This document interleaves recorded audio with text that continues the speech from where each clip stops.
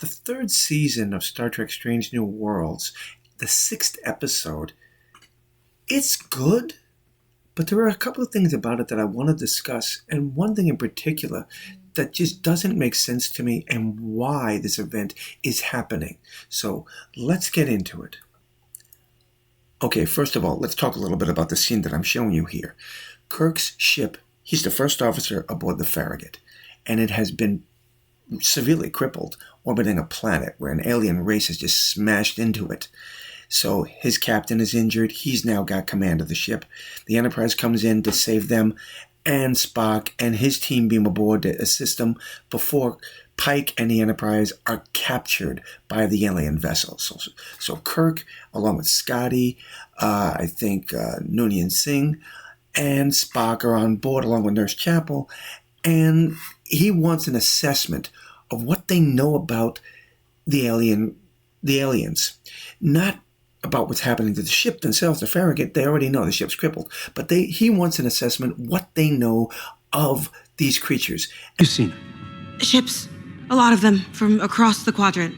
It appropriates them, steals their functionality, and bends that to its own needs. And its needs are bottomless. Like, all it does is consume and make itself bigger. The bigger it gets, the more it requires. Then it moves on to devour the next resource. Like, it'll never stop. It'll never have enough. exactly. Tell me if this doesn't sound familiar to you. A race that consumes not only other races, but consumes their vessels, makes it a part of them, and their ship seems to get bigger. Could this be possibly the beginnings of the Borg they're trying to tell us? Okay, so it turns out that these aliens, okay, now get this. Back before warp drive was invented on Earth during the mid to early 21st century, 7,000 scientists decided that the atmosphere was going to die off. It wasn't safe for them anymore, so they launched themselves into a ship in hopes of, I guess, trying to find a better life for themselves. And now we're in the 23rd century, and we have their aunts, their children's children, now destroying other worlds, capturing ships, making them a part of their own. So this is why I am saying, could this possibly be the beginnings of the Borg? That it sounded like they were trying to spin this out. Hey, maybe this is the beginnings of the Borg. They were assimilating other ships, making them bigger, and they were capturing worlds. This one they destroyed for its resources, but in this episode, they were also trying to capture ships, and they captured the Enterprise. Could that mean that they were trying to assimilate the Enterprise? Now, on to the subject of Mr. Spock here.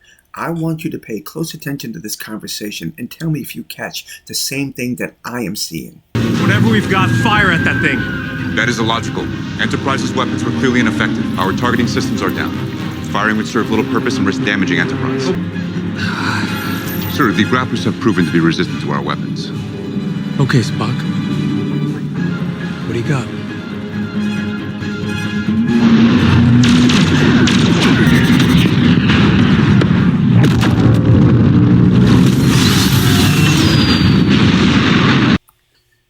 First of all, let's talk a little bit about Spock and what he said here. He says that the phasers were not going to work against the grapplers because the Enterprise has targeted them before and nothing happened. And now we're looking at the outside of the ship. The Enterprise has its phasers and it's hitting the alien ship. The ship is taking the hit and nothing happens to it, okay? Not the grapplers, but the ship itself. Its mouth is wide open, kind of has the face of Val. But the problem here is the outside of the ship is immune to it. But again, later on in the show, the mouth of that ship will be open and torpedoes will fly into it and blow the whole ship to hell. That makes no sense. How's the outside of the ship? The grapplers, again, is what Spock said, were immune to the phasers and the weapons, but yet the whole ship is immune to the phasers according to what we're seeing right here. And yet the inside is not? Makes no sense. Okay, but now let's get on to the one thing that really, really bothers me and confuses me at the same time about the Farragut, its history, and Mr. James T. Kirk. First Officer James T. Kirk of the USS Farrgaut. Sounds good, doesn't it? But it doesn't make sense. And that's because of the history of this ship and of this particular man. Have you studied the incident involving the USS Farrgaut? In brief, Doctor, nearly half the crew and the captain were annihilated. Among the survivors was a young officer on his first deep space assignment, James T. Kirk. So let me see if I've got this right. The Farragut, half its crew, is annihilated by the cloud. And Kirk is one of the only few survivors.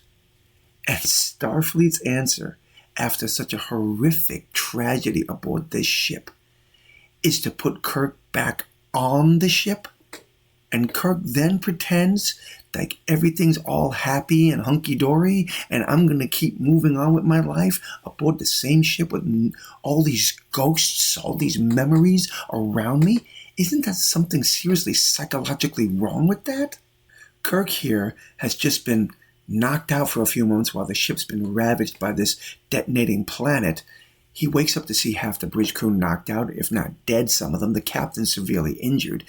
And in obsession, Kirk realizes the cloud is the same cloud that killed the Farragut crew, and he goes on a vengeful spree. He wants to attack and kill this thing before it does any more damage, and at some point, he even risks the possibility of his own crew getting killed by this thing because of his obsession. Here, now this is just a couple of years after the cloud. This is acting like none of that ever happened. It's the same damn ship. It's the same ship, and his crew is half dead and the other half severely injured. Don't you think that would trigger some kind of flashback to those moments? I don't know. As far as I'm concerned, Kirk should not be on this ship in the first place. So this last little thing I want to talk about here really confuses me. At the end of the episode, when they destroy the alien ship and they find out that these aliens were humans, 7,000 of them, Kirk starts getting all mopey about it, depressed and sad. Maybe I should have come up with other options. They were killing your people. They destroyed your ship. And they were going to kill the people on the Enterprise.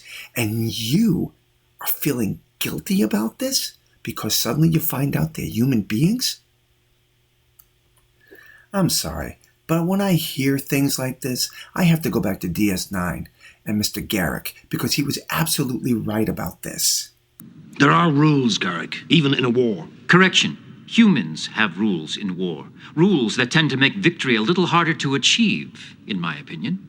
Feeling guilty about the deaths of 7,000 people is irrelevant when those same 7,000 people were trying to kill you and your co-workers 7 seconds ago. So this whole Kirk feeling sad thing just doesn't work for me.